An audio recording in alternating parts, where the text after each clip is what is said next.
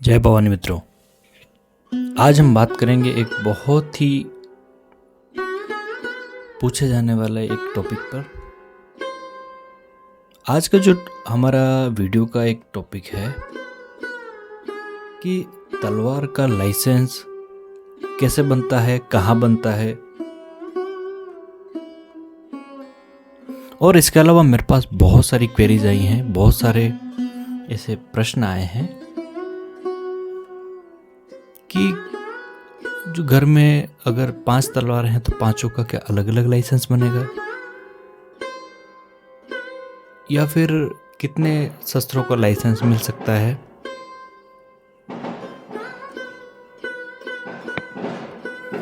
तो आज का जो हमारा विषय है, क्योंकि ये इस विषय पर मेरे पास बहुत से प्रश्न आए हैं, बहुत से मित्रों ने इस तरह के प्रश्न किए हैं, तो आज हम जानकारी लेंगे कि किस तरह से हथियार का क्या आगे का जो पूरा प्रोसेस है। देखिए 1984 यानी कि 1984 तक जो धारदार हथियार हैं, जैसे कि 6 इंच से बड़े जितने भी धारदार हथियार हैं, उनमें तलवार, छुरे और जो भाला जो है, क्योंकि पुराने समय में भाला जो एक प्रमुख हथियार के रूप में काम में लिया जाता था, तो 1984 से पहले तक तलवारों के और भालों के लाइसेंस बनाए जाते थे। तलवार और भाले का एक ही लाइसेंस होता है, इस तरह के हथियार बनाए, इसके जो लाइसेंस बनाए जाते थे।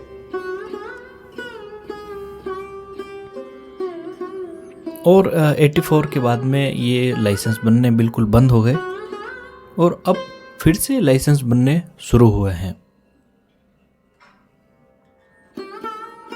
लाइसेंस बनते कहाँ पर हैं?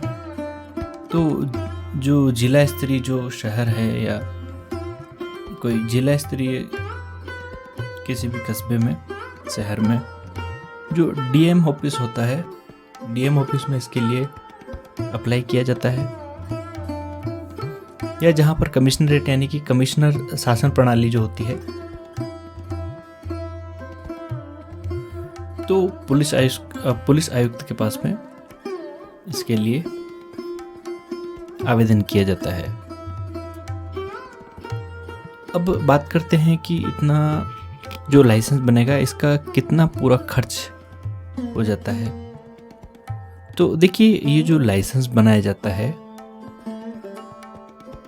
इसमें केवल मात्र 500 रुपये का शुल्क लगता है। तलवार का जो लाइसेंस बनता है उसके लिए 500 रुपये शुल्क हमें जमा कराना होता है। ये जो तलवार का जो लाइसेंस है वो 5 साल के लिए बनता है और हर 5 साल के बाद में 100 रुपये जमा कराकर फिर से लाइसेंस को रिन्यू कर दिया जाता है। जब पहली बार लाइसेंस बन रहा है तो 500 रुपये शुल्क लगेगा और हर 5 साल बाद 100 रुपये का शुल्क जमा कराकर लाइसेंस को रिन्यू किया जाता है।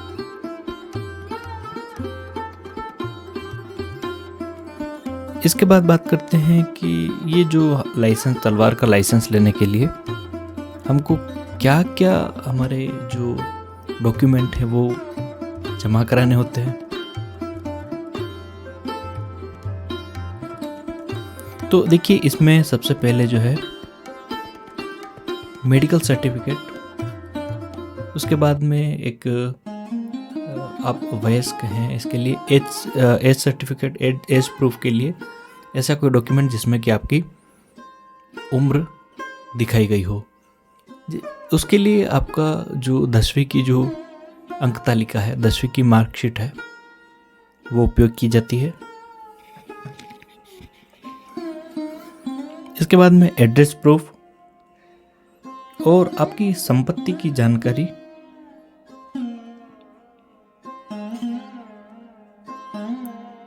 और आपका जो चरित्र प्रमाण पत्र यानी कि जो आपका कैरेक्टर सर्टिफिकेट, कोई जिम्मेदार जो गजेटेड अफसर जो होते हैं, डॉक्टर या इस तरह से, उनसे कैरेक्टर सर्टिफिकेट, और जो संबंधित थाने की, जो पुलिस थाने की जांच की रिपोर्ट, ये 6 चीज़ों की हमें आवश्यकता होती है तलवार के लाइसेंस बनाने के लिए। तो सबसे पहले जो प्रक्रिया है, डीएम ऑफिस या जो पुलिस आयुक्त के पास में आवेदन किया जाता है। आवेदन के साथ medical certificate, age proof, address proof, इसके अलावा जो आपकी जो संपत्ति की जानकारी है, कैरेक्टर आपका किस तरीके का है, कैरेक्टर सर्टिफिकेट और थाने की रिपोर्ट, ये 6 डॉक्यूमेंट हमारे जो आवेदन पत्र के साथ में जमा कराए जाते हैं पुलिस आयुक्त के पास या फिर डीएम ऑफिस में।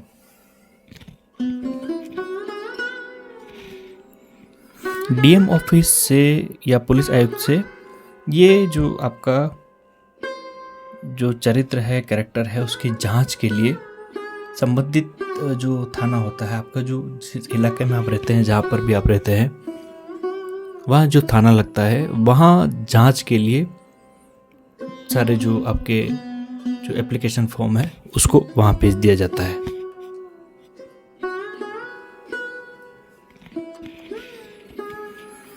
तो पुलिस थाने से या आपके घर पे आएंगे या फिर आपको वहाँ बुलाते हैं।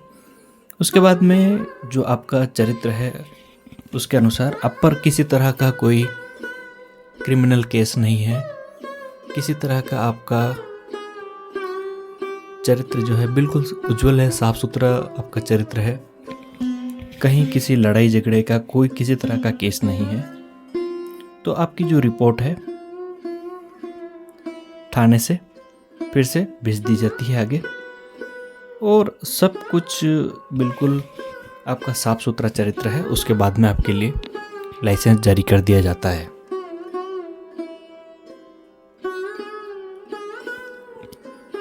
और सबसे बड़ी बात यह है कि जब लाइसेंस जारी हो जाए उसके बाद में कुछ उसके लिए नियम भी होते हैं कि आप इन शस्त्रों का कहाँ पर प्रयोग कर सकते हैं।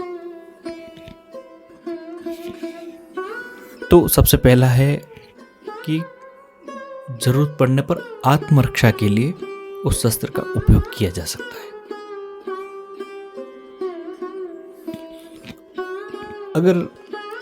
अगर आवश्यक कार्य नहीं है तो उसका बिल्कुल आपको प्रदर्शन नहीं करना चाहिए। किसी भी तरह से लड़ाई झगड़े में या किसी को डराने के लिए उस शस्त्र का उपयोग नहीं करना चाहिए। या जो पब्लिक पैलेस यानी कि जो सार्वजनिक जो स्थल हैं वहाँ पर शस्त्र को साथ में लेकर नहीं घूमना चाहिए, किसी भी तरह से प्रदर्शन नहीं करना चाहिए। अगर इन सब गतिविधियों में पाए जाते हैं तो आपका जो शस्त्र का लाइसेंस है उसको निरस्त कर दिया जाता है।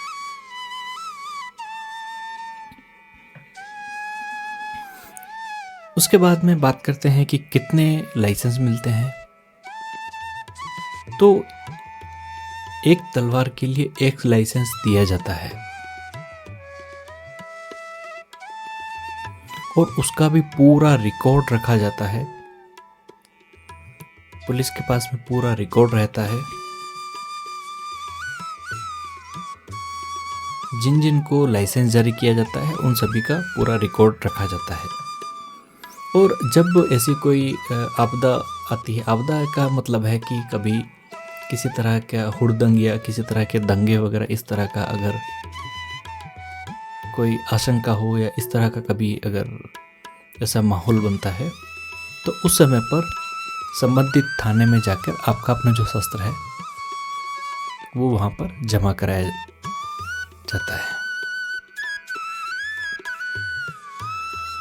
और सब कुछ शांत होने पर आपका जो शस्त्र है आपको फिर से लौटा दिया जाता है। तो इस तरह से आप अपने तलवार का लाइसेंस बनवा सकते हैं। 500 रुपये की फीस लगती है, जिसमें कि जो डॉक्यूमेंट लगते हैं वो मैंने आपको बता दिया।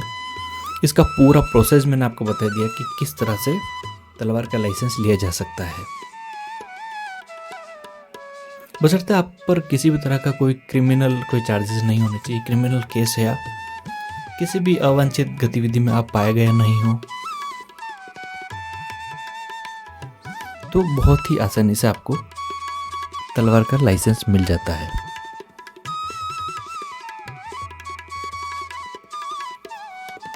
लेकिन ये सारी आप बात समझ गए होंगे कि उसके लिए क्या डॉक्यूमेंट देना है, कहाँ आवेदन करना है और पूरी प्रक्रिया क्या है, ये सारी चीज़ आप समझ गए। लेकिन जब फॉर्म अप्लाई किया जाता है, यानी कि आपका जो आवेदन किया जाता है तलवार के लाइसेंस के लिए, उस समय पर आपको पुलिस आयुक्त में या फिर डीएम ऑफिस में आपको इसका उचित कारण देना होता है कि आप किस कारण से आप शस्त्र लेना चाहते हैं। आपको किसी से कोई खतरा है या ऐसा क्या कारण है कि आप शस्त्र को लाइसेंस के रूप में अपने पास रखना चाहते हैं। तो ये पूरा प्रोसेस है। आप चाहें तो इस प्रोसेस से शस्त्र का लाइसेंस लेकर शस्त्र अपने पास रख सकते हैं। अगर 6 इंच से बड़ा कोई धारदार हथियार अगर अपने पास में रखते हैं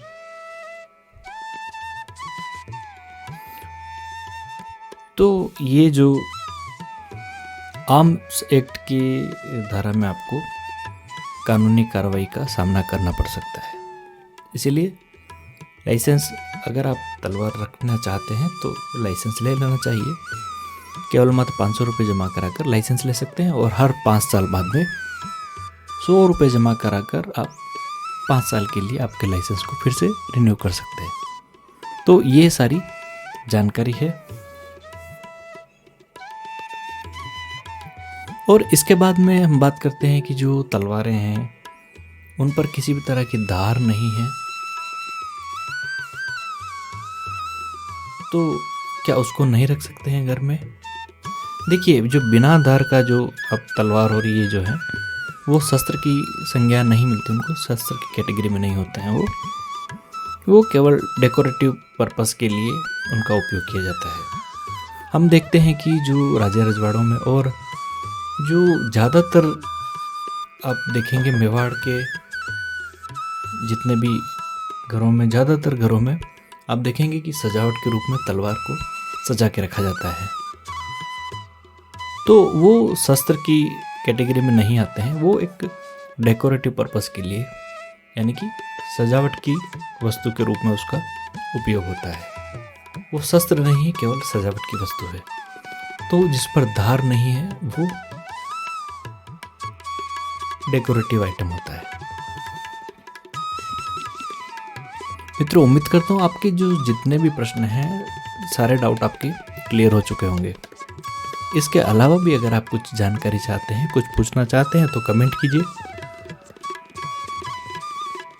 मैं जल्द से जल्द आपको उसका जवाब देने की कोशिश करूंगा। नमस्कार मित्रों, जय हिंद, जय भारत।